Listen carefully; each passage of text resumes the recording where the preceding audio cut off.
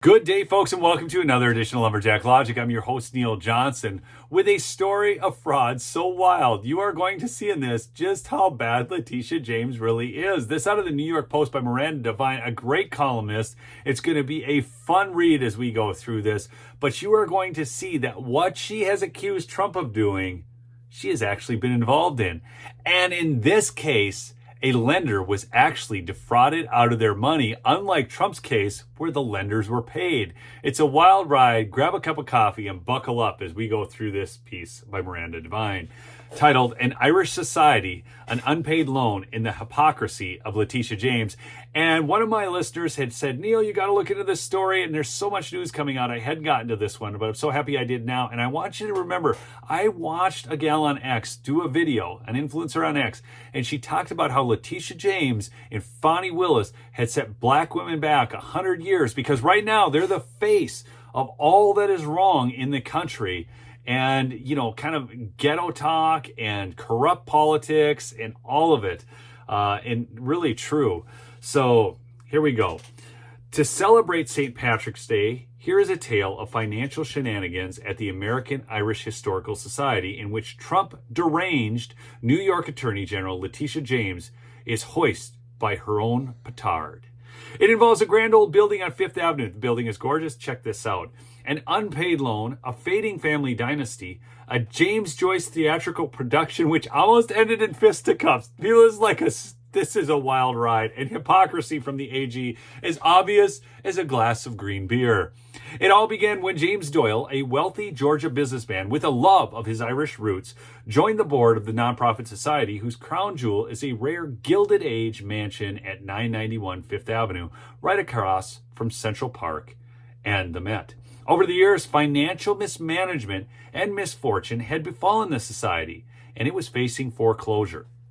So in 2017, the board turned to Doyle for a $3 million loan structured like a private mortgage. Here's where it gets interesting.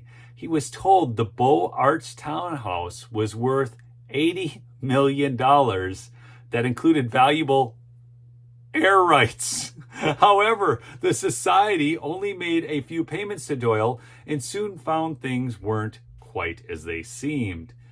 Doyle soon found that out.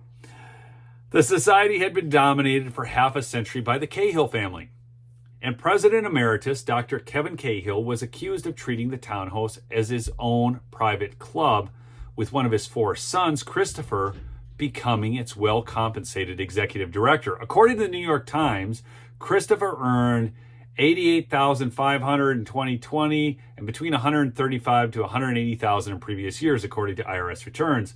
Cahill, a tropical disease specialist said to have treated Pope John Paul II after he was shot, reportedly raised the money to renovate the mansion to its former glory when he took over in the 1970s.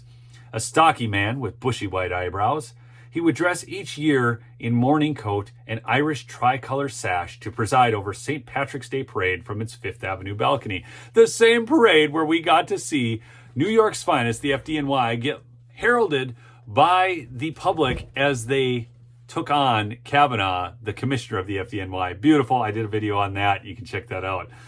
He held a grand gala where he would hand out gold medals to the great and the good. I think it's ironic that that happened at this parade and Latisha James is involved in this whole thing. Then in 2019, his son Christopher, then 55, got embroiled in an ugly confrontation with the director of the Irish Repertory Theater, which was staging a play in the townhouse adapted from the James Joyce short story, The Dead. "I'm going to kill you, Ciaran," yelled Christopher while lunging at the director after the performance, according to the Times.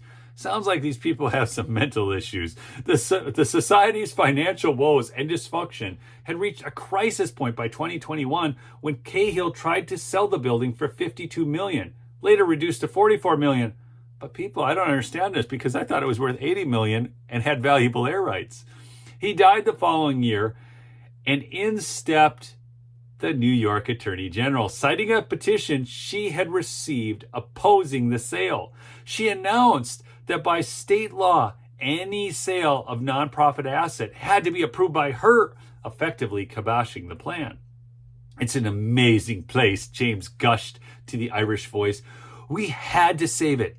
Had to save it. One day, people can come in there and enjoy it again, which was all very well. But Doyle had never been paid his $3 million.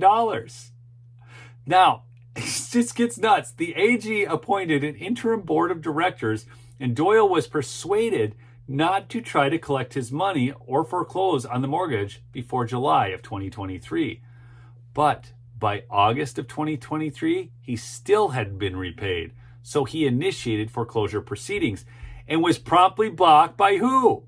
Latisha James, who claimed the mortgage was invalid because he was a board member.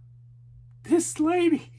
On Friday, Doyle launched a lawsuit against the society and requested a subpoena be issued against James, requiring her to produce a raft of documents, including anything relating to campaign events hosted at the townhouse or any contributions to her political campaigns from the society or any of its members or directors. You get where this is going, right? Doyle's lawyer, Tim Parlatore, alleges that James' enthusiastic involvement in the Doyle case may be driven by connections with the defendant. And he points out the uncanny similarities between his client's predicament and the notorious case James brought against Donald Trump for supposedly inflating the value of his properties to get a better mortgage, although her office is now taking a polar opposite position. That's right. The lawsuit alleges that Doyle was given fraudulently inflated valuations of the townhouse, putting its market value at over $80 million. Remember those air rights, people. Cahill and the society's current president general, James Normiel, made representations to Doyle that the building had air rights and could be built or rebuilt higher than its current height. In reality, there were no air rights, and the actual value, people, closer to $20 million. The society made a gross overvaluation of the townhouse, which induced Doyle to make the $3 million loan. Tish James said, "Nobody is above the law," okay, which should include Tish James, who seems to have effectively aided and abetted the art of the steal, Parlatore told the Post. This organization fraudulently inflated the value of their building to induce my client into giving them a mortgage, which Tish James is now trying to help these fraudsters avoid having to repay. The theory of fraud Tish James accused the Trump organization of engaging in is identical to the fraud she is aiding and abetting here. James has come down on the side of the society against its lender Doyle, and yet, in her signature case of People versus Trump, she took the opposite position, holding that where an organization inflates the value of a property to obtain a loan, that is fraud, people. That is fraud. Even where the lender was aware of the actual value and was paid in full, Doyle's lawsuit states. And it gets even crazier now, people, because Trump obviously was punished with the $355 million fine, and so delighted was James by the verdict last month that she started live tweeting Trump's daily interest bill, plus $114,553.04. Do you guys remember that? This lady is sick. Parlatore points out that the society inflated the value of its property to obtain a loan, just like Trump was accused of doing. But here's the difference, people. Doyle could not conduct the sort of sophisticated due diligence that Deutsche Bank did. Therefore, unlike Trump's lenders, Doyle did not know the true value of the townhouse. And even more important difference is that Trump paid back every single penny he owed. But the society never paid back Doyle. As the old Irish proverb says, forgetting a debt doesn't mean it's paid.